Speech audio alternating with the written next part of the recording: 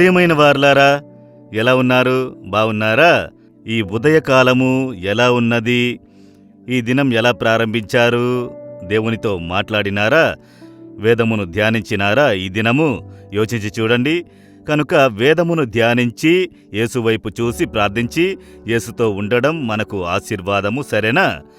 ఏమి చేసినా కూడా నాకెందుకు అందులో నుండి విడుదల లేదు అని ఏదో ఒక కార్యమును గురించి భావము, నేను దాన్ని విడువలేకపోతున్నాను, దాని నుండి నాకు విడుదల లేకుండా ఉన్నది, ఒక బానిసత్వపు జీవితం వలె ఉన్నది, ఇంట్లో, పనిలోన, నివసించే స్థలంలో ఏదో ఒక కార్యం నన్ను అలాగే బానిసగా చేయుచున్నది, అందులో నుండి బయటకు రాలేకపోతున్నాను అని కలవరపడుచున్నారా?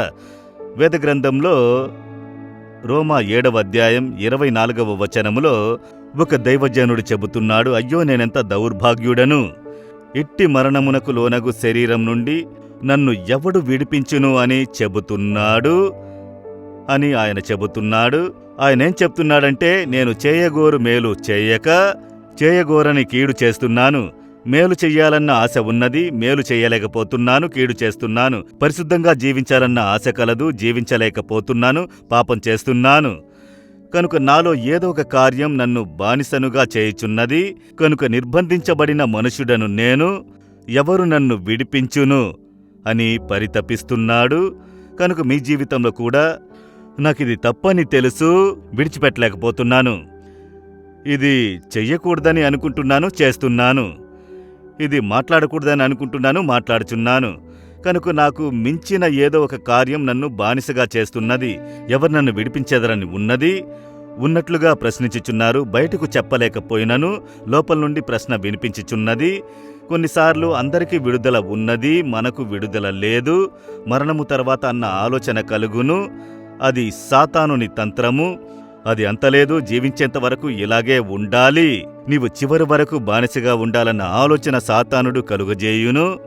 అయితే 8వ అధ్యాయము చదివినారంటే ఆయన చెబుతున్నాడు, నాకు విమోచన కలిగినది, ఆత్మ ద్వారా పరిశుద్ధాత్ముడు నన్ను విడిపించెను అని చెబుతున్నారు. కనుక విడుదల ఉన్నది మీకు. అది ఎంత పెద్ద ఇక్కట్టైనా, పాపమై ఉండవచ్చు, శాపమై ఉండొచ్చు, ఇక్కట్టై ఉండవచ్చు, అప్పులై ఉండొచ్చు, ఇబ్బంది అయి ఉండొచ్చు, మనిషి బానిసత్వమై ఉండొచ్చు, ఏదైనను విడుదల ఉన్నది. ఆత్మ ఎక్కడో అక్కడ విడుదల ఉన్నది.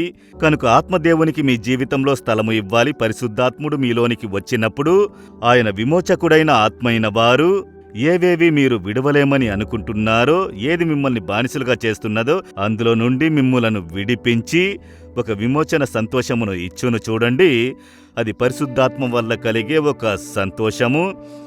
ఈ సంతోషమును మీరు పొందుకోవాలి. కనుక దేవా, మీ పరిశుద్ధాత్మతో నన్ను నింపుడి, నాకు ఆ విడుదల కావాలి, ఆత్మదేవుడు అనుగ్రహించు పూర్ణ విడుదల కావాలి అని దాహముతో అడిగినారంటే దేవుడు తన ఆత్మతో నింపి మీకు ఈ నిజమైన విడుదల ఇచ్చును. అడిగదరా? తండ్రి యేసయ్యా, నాకు విడుదల కావాలి, ఆత్మైన వారు ఎక్కడో అక్కడ విడుదల ఉన్నదని చెప్పబడినది, నాకు ఆ పరిశుద్ధాత్ముని శక్తిని ఇవ్వండి, నన్ను నింపుడి, నాకు పూర్ణ విడుదల ఇవ్వండి, నేను విడిపించబడిన ఒక జీవితము జీవించాలి, నేను బానిసత్వం నుండి సంపూర్ణంగా విడిపించబడాలి. యేసుక్రీస్తు నామములో ప్రార్థిస్తున్నాను. Amen, amen. Jesus redeems Telugu YouTube ఛానల్ను సబ్స్క్రైబ్ చేయండి. సబ్స్క్రైబ్ బటన్ను క్లిక్ చేయండి మరియు బెల్ బటన్ను నొక్కండి. ప్రతిరోజు కార్యక్రమ సమాచారం పొందండి.